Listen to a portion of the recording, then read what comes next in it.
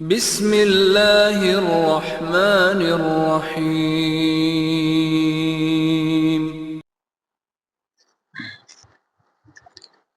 بسم اللہ الرحمن الرحیم۔ انشاءاللہ آج ہم آپ کو صلاۃ التسبیح پڑھنے کا طریقہ سکھلائیں گے۔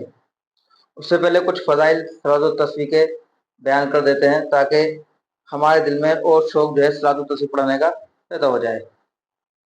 شیخ زکریا صاحب نے فضائل اعمال کے اندر فضائل ذکر کے آخر میں خاتمے کے اندر کئی حدیثیں صلاۃ التسبیح کے فضیلت کے اندر بیان کی ہیں۔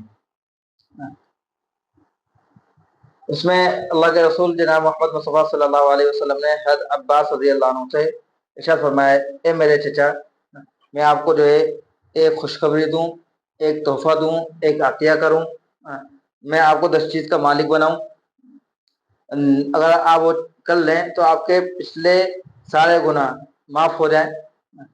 تو حضرت عباس رضی اللہ عنہ نے ارشاد فرمایا کہ میرے بھتیجے ضرور بتلائیں۔ تو اللہ کے رسول صلی اللہ علیہ وسلم نے صلاۃ التسبیح کا طریقہ ان کو سکھلایا، جو بھی ہم انشاءاللہ بتلائیں گے۔ اسی طرح اللہ کے رسول کے چچا زاد بھائی حضرت جعفر بن ابی طالب رضی اللہ عنہ جب حبشہ سے واپس آئے مدینہ تو اللہ کے رسول نے انہیں گلے لگایا، پھر انہیں بھی اسی طرح کے الفاظ ارشاد فرمایا کہ جعفر، میں آپ کو ایک عطیہ کروں، ایک خوشخبری دوں، ایک تحفہ دوں، میں آپ کو 10 چیز کا مالک بناؤں۔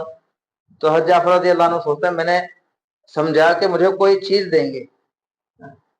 پھر اللہ کے رسول صلی اللہ علیہ وسلم نے صلاۃ التسبیح کا طریقہ پھر بتلایا۔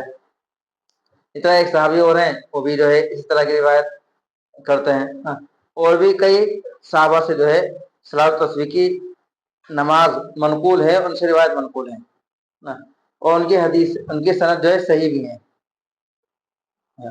ہاں کچھ لوگ صلاۃ التسبیح کا انکار کرتے ہیں، تو اس سے آپ متاثر نہ ہو، ان کی طرف متوجہ نہ ہو، کیونکہ الحمدللہ اس کی احادیث موجود ہیں، صحیح حدیث بھی موجود ہیں۔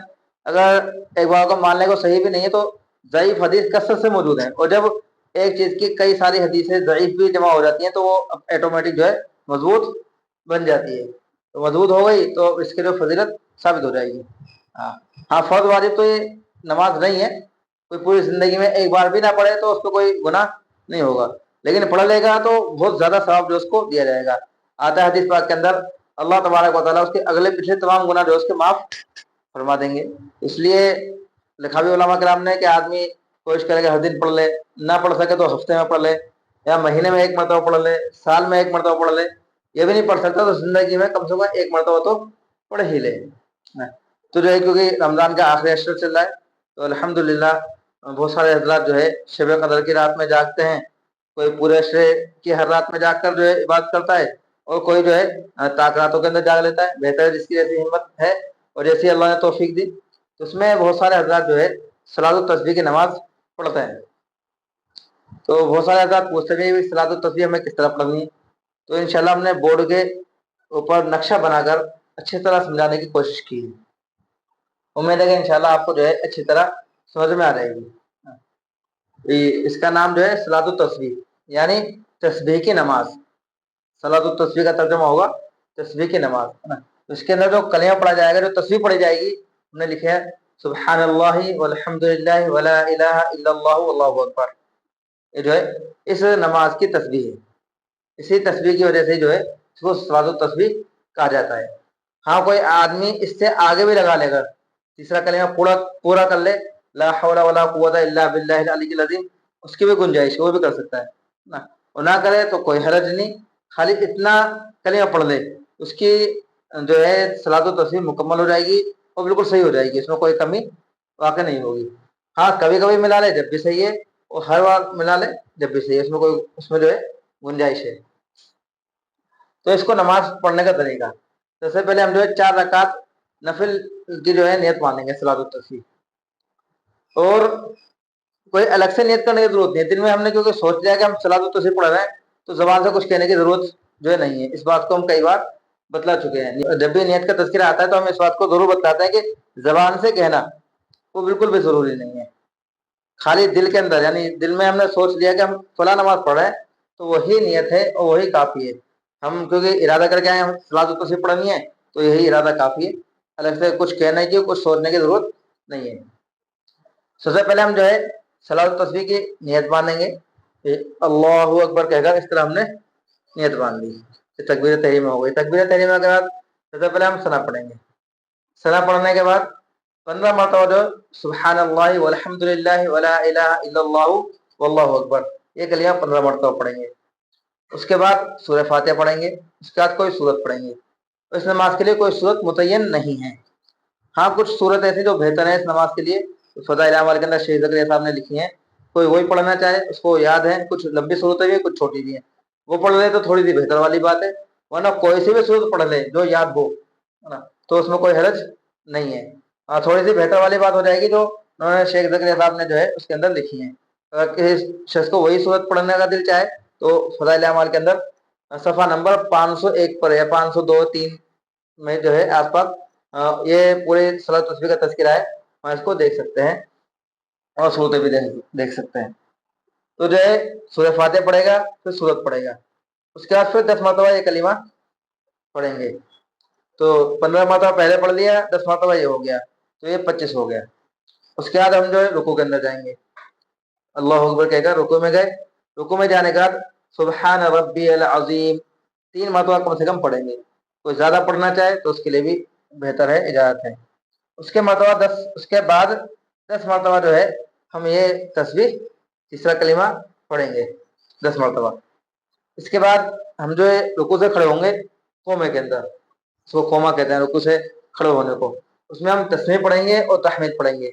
तस्मीह कहते हैं समी अल्लाहु लिमन हमिदा को, तहमीद कहते हैं रब्बना लकल हम्द को। क्योंकि मुनफरिद है तो दोनों चीज़ हम जो है पढ़ेंगे।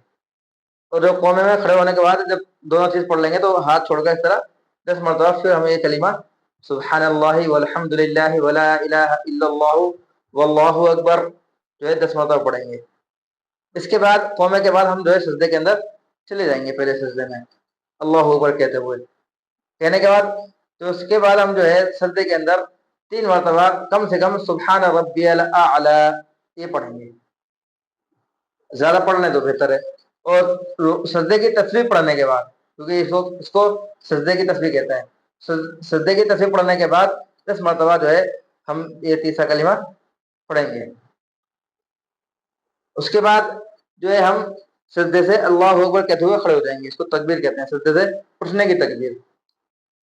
तो तकबीर कहने का जलसे के अंदर हम बैठेंगे और बैठने के बाद जो है 10 मरतबा फिर यही कलीमा जो है पढ़ेंगे। इस तकबीर के बाद फिर हम जो है दूसरे सजदे के अंदर जाएंगे। दूसरे सजदे के अंदर फिर हम जो है सुब्हान रब्बियल आला 3 मरतबा या उससे ज़्यादा पढ़ेंगे।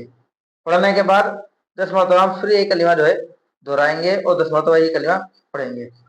और गिनने का तरीका जो है इसका इस तरह होगा, जब हम यूँ खड़े तो बस यूँ करके उंगलियों को करते रहेंगे ना, उंगली पर इस तरह गिनना मकरूह है, और ज़बान से गिनेंगे तो नमाज फासिद हो जाएगी।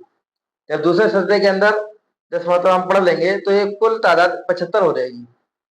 एक रकात की तादाद जो है 75 हो जाएगी। एक रकात इस तरह जो है मुकम्मल हो गई। इसके बाद जो है दूसरी रकात, तीसरी रकात, चौथी रकात ना, ये तकरीबन इसी तरह है। थोड़ा सा फर्क है, उसको हम समझा देते हैं खाली। इसके और भी तरीके बतलाए गए हैं, लेकिन ये तरीका में हमें सबसे ज़्यादा बेस्ट लगा और सबसे अच्छा लगा, इसलिए हमने इसको ये तरीका समझा दिया। एक दो तरीके और हैं, कोई आदमी उन तरीके से पढ़ना चाहे तो उस तरह भी जो है इजाज़त है। तो हम दूसरी रकात के अंदर खड़े होंगे तो दूसरी रकात, तीसरी और चौथी रकात में थोड़ा सा फर्क है पहली रकात के मुकाबले में, क्योंकि पहले रकात के अंदर सना थी, इस रकात के अंदर सना नहीं है। तो अब क्या करेंगे, हम खड़े होकर जब नियत बांधकर इस तरह खड़े होंगे तो 15 मरतबा पहले ही जो है सुभान रब्बी और सुब्हानल्लाह वल्हम्दुलिल्लाहि वला इलाहा इल्लल्लाह वल्लाहु अकबर 15 मरतबा पढ़ लेंगे। उसके बाद सूरह फातिहा पढ़ेंगे, फिर सूरत मिलाएंगे, उसके बाद फिर 10 मरतबा पढ़ेंगे। इस तरह जो है 15 मरतबा 25 मरतबा हो जाएगा। हाँ, इसका एक तरीका ये भी है कि हम पहले सूरह फातिहा पढ़ लें, फिर सूरत पढ़ लें, उसका फिर एक साथ ही 25 मरतबा पढ़ लें। ये तरीका भी जो है सही है। दोनों तरह से हम कर सकते हैं। सूरह फातिहा से पहले ही खड़े होने के बाद, क्योंकि सना है नहीं इसलिए उस वक्त 15 मरतबा पढ़ सकते हैं, और सूरह फातिहा और सूरत के बाद फिर 10 मरतबा पढ़ लें। یا جو ہے سورہ فاتحہ اور سورت کے بعد جو ہے ہم ایک ساتھ 25 مرتبہ پڑھ لیں، دونوں طرح اجازت ہے۔ ایسے ہی دوسری رکعت کے اندر بھی، تیسری رکعت کے اندر بھی، چوتھی رکعت کے اندر بھی۔ اسی طرح رکوع کے اندر بھی 10 مرتبہ پڑھیں گے، اور جو قوما کے اندر بھی 10 مرتبہ پڑھیں گے، سجدے کے اندر بھی 10 مرتبہ پڑھیں گے، جلسے کے اندر بھی 10 مرتبہ پڑھیں گے، پھر دوسرے سجدے کے اندر بھی 10 مرتبہ پڑھیں گے، تو پھر اس طرح 76 مرتبہ ہو گئی۔ یہاں تک دو رکعت کے اندر 150 مرتبہ ہو گئی۔ اب جو ہے اس رکعت کے اندر تیسری رکعت میں پھر اسی طرح جو ہے کھڑے ہوتے یا تو 15 مرتبہ کلمہ پڑھ لیں، یا جو ہے پھر سورہ فاتحہ سورت دونوں کے بعد ایک ساتھ 25 مرتبہ پڑھ لیں۔ رکوع کے اندر 10 مرتبہ، پھر قومے کے اندر 10 مرتبہ، پھر سجدے کے اندر 10 مرتبہ، اسی طرح جلسے کے اندر 10 مرتبہ، اسی طرح پھر یہ ایک رکعت کی 75 ہو گئی۔ اب جو ہے یہ 225 مرتبہ ہو گئی۔ اس کے بعد پھر چوتھی رکعت شروع ہو گئی، اور سبھی اسی طرح جو ہے 25 مرتبہ الگ الگ کر کے یا ایک ساتھ پڑھ دیں گے۔ 25 مرتبہ جو ہے قیام کے اندر، پھر 10 مرتبہ پھر رکوع میں، 10 مرتبہ پھر قومے میں، 10 مرتبہ پھر سجدے کے اندر، 10 مرتبہ پھر جلسے کے اندر، 10 مرتبہ پھر سجدے کے اندر۔ اس طرح اس وقت بھی جو ہے 75 جو ہے ہو جائے گی ایک رکعت کے اندر۔ تو چاروں رکعت کی ملا کر جو ہے تسبیح 300 ہو جائیں گی۔ اس طرح جو ہے ایک پوری نماز کے اندر 300 تسبیح ہو جائیں گی۔ اور اس کے بعد جو ہے جب یہ 10 مرتبہ پڑھ لیں گے، اس کے بعد پھر قاعدے کے اندر بیٹھ جائیں گے، اس کے اندر تیار وغیرہ اور تمام چیز پڑھ کر جو ہے سلام پھیر دیں گے اور نماز مکمل ہو جائے گی۔ امید ہے کہ آپ حضرات کو جو ہے صلاۃ التسبیح پڑھنے کا طریقہ انشاءاللہ سمجھ میں آ گیا ہوگا۔ اللہ تبارک و تعالی ہم سب کو زیادہ سے زیادہ صلاۃ التسبیح پڑھنے کی توفیق عطا فرمائے۔